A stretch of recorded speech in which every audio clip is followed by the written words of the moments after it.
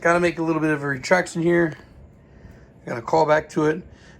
This is the third time making this kind of topic of a video here.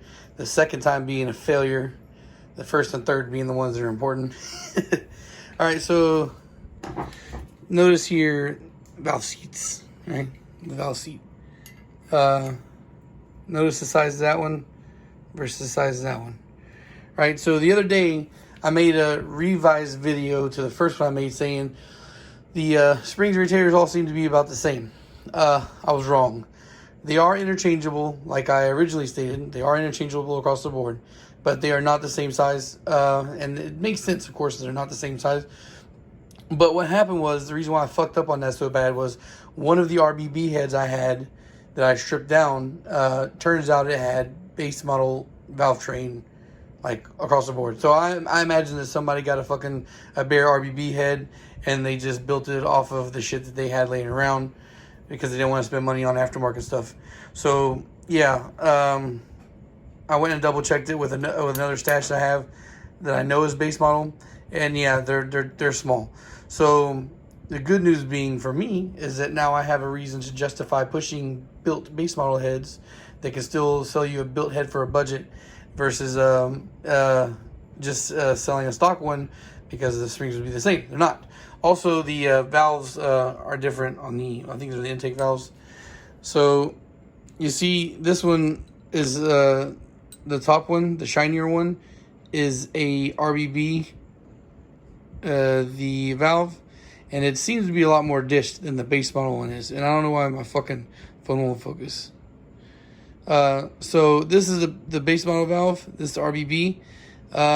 Dish a little bit more flat, and this flatter valve actually looks a lot closer to what the RBC valve is. So I would imagine that you probably could get a little bit of a compression bump using these. The exhaust valve seems to be about the same.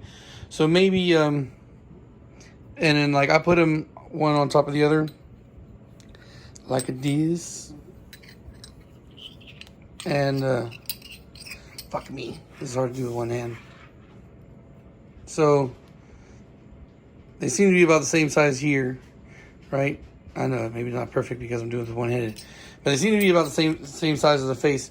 One's dished and one's a little bit more flat. So maybe if you wanted to play around with OEM parts or your hodgepodge and shit together, you could use the valves off the base model head to try and bump your compression up a little bit.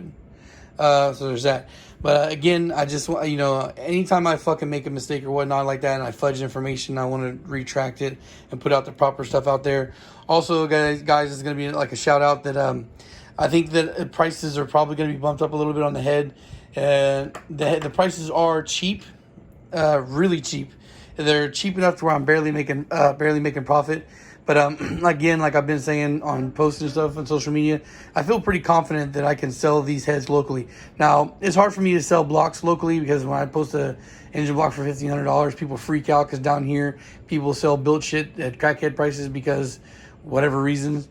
But built heads don't go for sale very often, and I know even a basic upgraded valve train head sells for $1,000. So.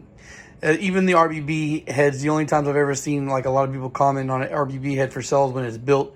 So I'm offering you a bare, spring upgrade only RBB head for $650 right now. But that's going to change in the near future.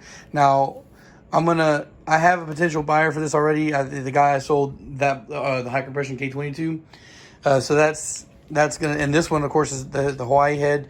You're gonna see this on Instagram pretty soon. It's gonna be done.